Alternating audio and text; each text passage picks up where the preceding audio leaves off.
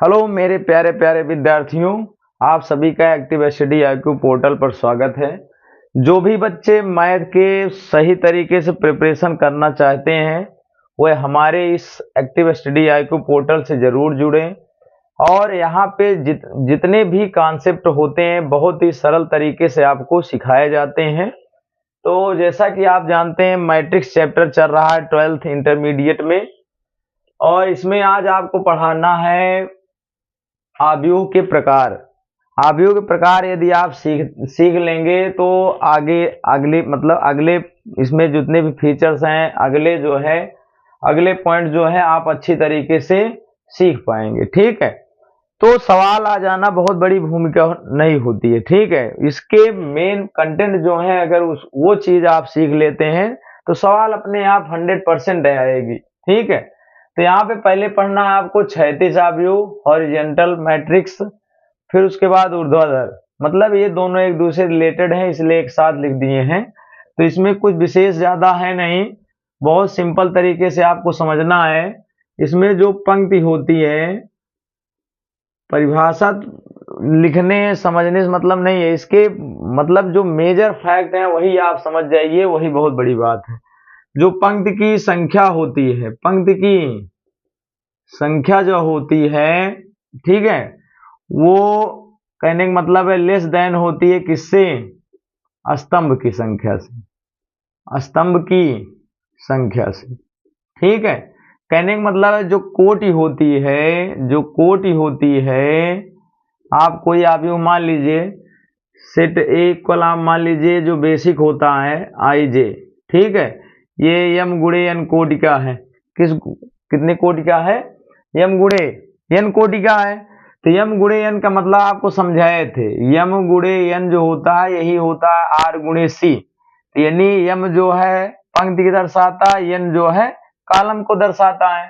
तो इसमें यही बताया गया है कि जो पंक्ति की संख्या होनी चाहिए, यहाँ पे कह सकते हैं अगर क्षैतिज आव्यूह है तब इस केस में होता है m की जो वैल्यू होती है वो लेस देन होती है n के। ठीक है, इसमें स्तंभ की संख्या ज्यादा होती है इसलिए इसे कहा जाता है क्या? क्षैतिज आव्यूह। तो अगर आप जैसे बाय एग्जांपल समझना चाहते हैं, या बाय एग्जांपल समझिए क्या होता है। देखिए जैसे सेट ए इक्वल आपको दे दिया गया ABCD और EF, यहाँ पे समझिए। ठीक, जनरल तरीके से इसमें देखिए पंक्ति कितनी है? 2, स्तंभ कितने हैं? 3। तो यहाँ पे स्तंभ की संख्या अधिक है, रो की संख्या मतलब पंक्ति की संख्या कहने का मतलब है कम है, इसलिए जो है कैसा आव्यूह माना जाएगा? क्षैतिज आव्यूह माना जाएगा। ठीक है, सेम इसी का अपोजिट होता है, सेम इसी का अपोजिट होता है क्या? इसमें लिख देना है। इसमें देखो परिभाषा, कितना परिभाषा याद करोगे, केवल आपको कंटेंट समझना है, बेसिक बेसिक बेसिक, जिसको आप बेसिक कहते हो। ठीक है, इसमें भी पंक्ति की जो संख्या होगी, पंक्ति की संख्या जो होती है वो ग्रेटर होती है किससे? स्तंभ की संख्या से, स्तंभ की संख्या से। ठीक है, तो ये हो जाएगा ऊर्ध्वाधर। ठीक है, तो चलिए देखते हैं इसमें क्या करते हैं। अगर मान लीजिए कोई आव्यूह A है IJ, ठीक है, इस m गुणे n है। ठीक, तो इसमें क्या होता है, जो R है वो ग्रेटर देन होना चाहिए किससे? C से। तो अर्थात यहाँ से आप गेस कर सकते हैं m ग्रेटर देन क्या होना चाहिए? n। तो ये स्थिति आपको क्या दर्शाएगी? ऊर्ध्वाधर आव्यूह की स्थिति, वर्टिकल मैट्रिक्स की। ठीक है, तो यहाँ पे एग्जांपल ले लीजिए कोई एक, जिससे आपको क्लियर हो जाए। जैसे सेट A इक्वल, इसी संबंधित लेते हैं। देखिए यहाँ पे ले लिए ABC और EFG। यहाँ पे देखो कितनी पंक्तियां हैं? 1 2 3, जस्ट उसी का अपोजिट लिए 1 और 2। ठीक है, तो कहने का मतलब देखो जो ऐसे हैं ये वर्टिकल है, जिसको कहते हैं आप क्षैतिज। जैसे ये जमीन या धरातल जो है क्षैतिज अवस्था में माना जाता है, इस पे समस्त वस्तुएं जो है वो क्या मानी जाती है? ऊर्ध्वाधर। तो ऐसे भी समझ सकते हैं। देखिए जो सीधी, कहने का मतलब जो सीधा लिखा जाता है ऐसे 1 2 3 इस तरह से, ये स्तंभ होता है। तो स्तंभ की संख्या ज्यादा होगी तो क्षैतिज होगा, स्तंभ की संख्या कम होगी तो क्या होगा? ऊर्ध्वाधर होगा। ठीक, इसी से रिलेटेड एक आता है जो बहुत ही इंपॉर्टेंट है, इसी पर आप पढ़ेंगे, इसी बेस पर, इसी मतलब पूरा बेस्ड, इसी बेस्ड पर आप पढ़ेंगे क्या, जो अगला टाइप्स है आप पढ़ेंगे डिटर्मिनेट्स, सारणिक पढ़ेंगे, पूरा इसी पर आधारित जो बताने चल रहे हैं। और इसको सीखने के वीडियो के अंत तक बने रहिए, इसको समझना बहुत ही जरूरी है। ठीक है, तो होता है जो अगला आव्यूह है उसको कहते हैं वर्ग आव्यूह। क्या कहते हैं, वर्ग आव्यूह। ठीक, स्क्वायर मैट्रिक्स, ठीक है ना, कौन सा, स्क्वायर मैट्रिक्स। इसमें बहुत ही सिंपल तरीके से होता है। इसमें क्या करना है, इसमें जो एक ग्रेटर लेस है, इसी में होता है पंक्ति की संख्या जो होती है, पंक्ति की संख्या जो होती है सदैव स्तंभ की संख्या की क्या होती है, बराबर। ठीक है, यानी कहने का मतलब है आर इक्वल क्या होता है, सी।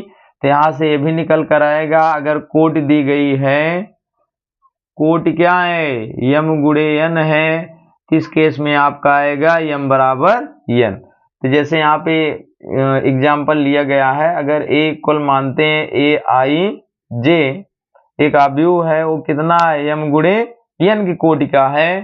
तो समझ लीजिएगा अगर यम बराबर एन है तो वो क्या कहलाएगा, वर्ग आव्यूह कहलाएगा। क्या कहलाएगा, वर्ग आव्यूह, जिसमें पंक्ति की संख्या और स्तंभ की संख्या सदैव क्या होती है, बराबर। ठीक है, तो क्या कहलाएगा, वर्ग आव्यूह। जैसे एग्जाम्पल समझिए, एग्जाम्पल लेते हैं, यहाँ पे लिखा है ए बी सी और डी।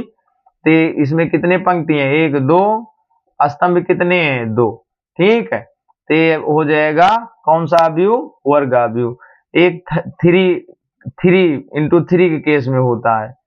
तो यहाँ पे आप मान सकते हैं A B C D E F G H I. तो इसमें देखो 1 2 3 1 2 3, इसमें भी क्या है 3 इंटू 3। कहने का मतलब है इसमें भी जो है पंक्ति और स्तंभ बराबर है, इसलिए डायरेक्ट ऐसे देखेंगे, वर्ग के रूप में दिखता भी है। बहुत ही सिंपल तरीके से आप पहचान सकते हो वर्ग आव्यूह क्या है। और नहीं तो आपको नियम बता ही दिए हैं कि पंक्ति अगर स्तंभ के बराबर, पंक्ति की संख्या स्तंभ की संख्या के अगर बराबर है तो 100% को क्या माना जाएगा, स्क्वायर मैट्रिक्स अर्थात वर्ग आव्यूह। ठीक है, तो चलिए इसी क्रम में है एक पंक्ति आव्यूह एक स्तंभ आव्यूह। ठीक है, ये तो जनरल है, इसको जनरल तरीके से आप आसानी समझ सकते हैं। पंक्ति से मतलब ये है केवल एक पंक्ति दिखे, और स्तंभ से मतलब है केवल एक स्तंभ दिखे। ठीक है, तो इसमें कहने का मतलब है केवल एक क्या होनी चाहिए, पंक्ति होनी चाहिए।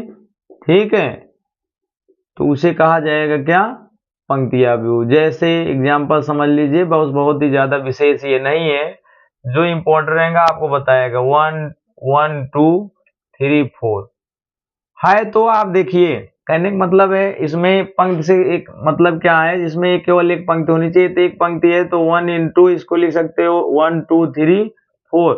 आर्डर तो है 1 इंटू 4, लेकिन इसमें केवल आपको पंक्ति कितनी होनी चाहिए, एक। तो उस केस में कहा जाता है पंक्ति आव्यूह। और स्तंभ, इसमें स्तंभ क्या होना चाहिए, स्तंभ केवल एक होना चाहिए, स्तंभ केवल एक होना चाहिए। तो इस केस में क्या कहलाएगा, स्तंभ आव्यूह। बाय एग्जाम्पल समझे, देखो कहने का मतलब है इसमें पंक्ति और स्तंभ दोनों होते हैं, लेकिन जो स्तंभ की विशेषता यहाँ पे बताई जा रही है कि स्तंभ केवल एक ही होना चाहिए, तभी जो है स्तंभ माना जाएगा, नहीं तो नहीं माना जाएगा। तो जैसे सेट ए कह रहे आव्यूह ए इक्वल दिया गया है यहाँ पे 1 2 3 4। ठीक है, जस्ट उसी का अपोजिट बना रहे हैं। अब देखो इसमें क्या मतलब है, पंक्ति काउंट करोगे तो 1 2 3 4 है, और स्तंभ कितना है 1। तो स्तंभ की संख्या ही क्या होनी चाहिए, 1, अर्थात सी की वैल्यू कितनी होनी चाहिए 1, और यहाँ पे क्या होनी चाहिए, रो की वैल्यू कितनी होनी चाहिए 1, तभी होगा क्या आपका पंक्ति आव्यूह। ठीक है, तो इसी क्रम में आप देखिए जो मतलब बहुत सारे सवालों में यूज किया जाता है, ये इंपॉर्टेंट आपको साबित होने वाला है, ये पता होना चाहिए जरूर से जरूर। 6 नंबर जो आप पढ़ोगे, शून्य आव्यूह क्या कहलाएगा? शून्य आव्यूह, इसको कहते हैं जीरो मैट्रिक्स। इसमें क्या होता है, बहुत ही सिंपल तरीके से ध्यान देना है। पहला पॉइंट इसमें बनता है, इसे ओ से दर्शाते हैं। किससे दर्शाते हैं? ओ से दर्शाते हैं, ठीक है। ओ का मतलब क्या हुआ? अब देखो ये शून्य की तरह दिख ही रहा है। इसमें दूसरा पॉइंट आपको याद होना चाहिए, सभी अवयव क्या होते हैं? सभी अवयव क्या होते हैं? शून्य होते हैं। क्या होते हैं? सभी अवयव शून्य होते हैं। इस पर विशेष ध्यान देना। जैसे सेट ए इक्वल अगर दे दिया गया, सेट ए इक्वल दे दिया गया ये 0 0 0 0, 2 इंटू 2 में क्या है? शून्य आव्यूह माना जाएगा, तो ओ भी लिखा जाता है। तो अब किस प्रकार का ऑर्डर है, किस प्रकार का कोटि है, उसी अकॉर्डिंग हम जीरो आव्यूह को ले लिया जाता है, ठीक है। 1 इंटू 3 है, 3 इंटू 2 है, 2 इंटू 3, मतलब जिस कोटि का रहेगा उसी कोटि का हम शून्य आव्यूह जनरेट कर लेते हैं, ठीक। इसी क्रम में है यूनिट, इसी क्रम में है यूनिट। अंतिम है इस वीडियो के, मतलब जो भी शेष बचेंगे अगले कंटेंट में बताया जाएगा, अगले वीडियो में, ठीक है। तो यहाँ पे लास्ट है, आसानी से इसको ध्यान से देखिए, ये तो वेरी मोस्ट इंपॉर्टेंट साबित होने वाला है, ठीक। वेरी मोस्ट इंपॉर्टेंट रहेगा, ये हम भी लिख दे रहे हैं, ठीक। यूनिट मैट्रिक्स, ठीक है, इसको कहते हैं इकाई आव्यूह। क्या होता है? इकाई आव्यूह, ठीक। इसमें क्या होते हैं? विकर्ण के अवयव जो होते हैं, या पहले लिख दो इसे आई से दर्शाते हैं, ठीक। दूसरा पॉइंट होता है, ये वर्ग आव्यूह के अंतर्गत आते हैं, ये वर्ग आव्यूह के अंतर्गत आते हैं। ये क्या होते हैं? 2 बार लिख उठा है, ठीक है। ये वर्ग आव्यूह के अंतर्गत आते हैं, इसलिए इसे आप I2 भी नाम देते हैं और I3।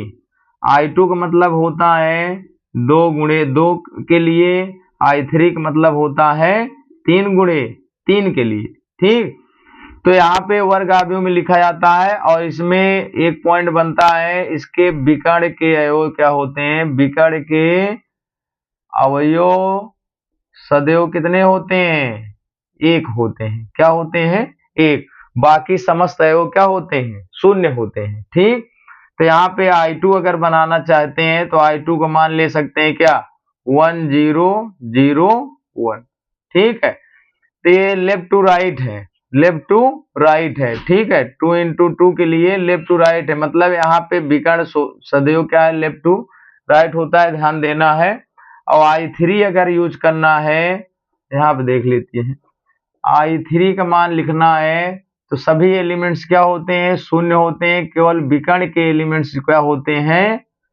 1 1 होते हैं, ठीक। 0 0 1, तो ये होता है आपका 3 इंटू 3, ठीक है ना।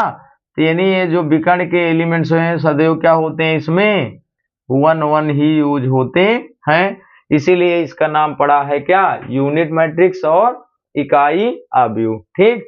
इसी के साथ लेते हैं विदा। और जो भी बच्चे मतलब इस चैनल से जुड़ चुके हैं वो कृपया इस वीडियो को ज्यादा से ज्यादा शेयर करें, और कंटेंट अच्छा लगे तो कमेंट जरूर करें। जय हिंद, जय भारत।